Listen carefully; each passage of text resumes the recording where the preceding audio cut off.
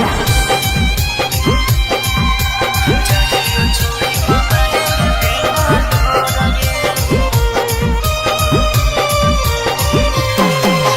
दिलवा हमर तोड़ी देनी मुहवा काहे मोड़ी लेनी झूठा कइनी वादा छोड़ी हमरा काहे छोड़ी देनी। दिलवा हमर तोड़ी देनी मुहवा काहे मोड़ी लेनी झूठा कइनी वादा छोड़ी हमरा काहे छोड़ी देनी। दोसर संगे देखियो छतिया फटो हतो मोर गे अखिया में लोर गे अब नई तो तोर गे जहिया छोड़ी कमाए ले बेंगलोर गे देही अखिया में लोर गे अब नई तो तोर गे जहिया छोड़ी कमाए ले बेंगलोर गे।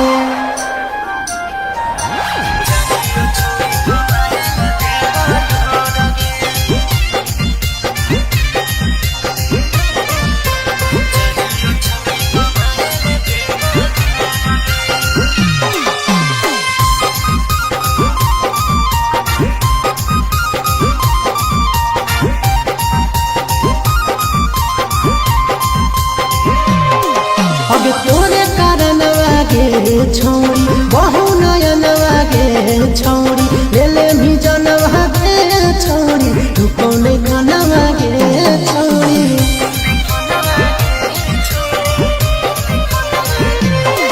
अब तोरे कारण वागे छौरी बहु नयन वागे छौरी लेले भी जनवा के छौरी तू कौन खाना वागे छौरी। हमरा के छोड़ी गेली दोसरा के ओर गे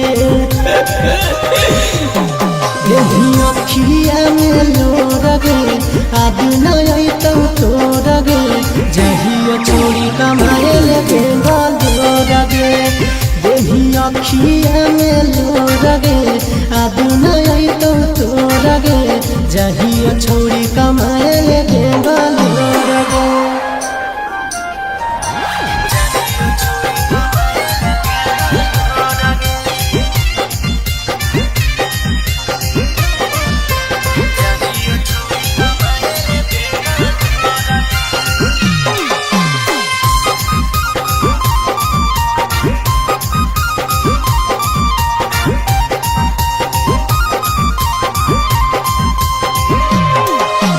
लाइफ अपन बनई बहुगे पैसा खूबे कमाई बहुगे तोरा से दूर चला जाई बहुगे कबो न लौट के बहुगे।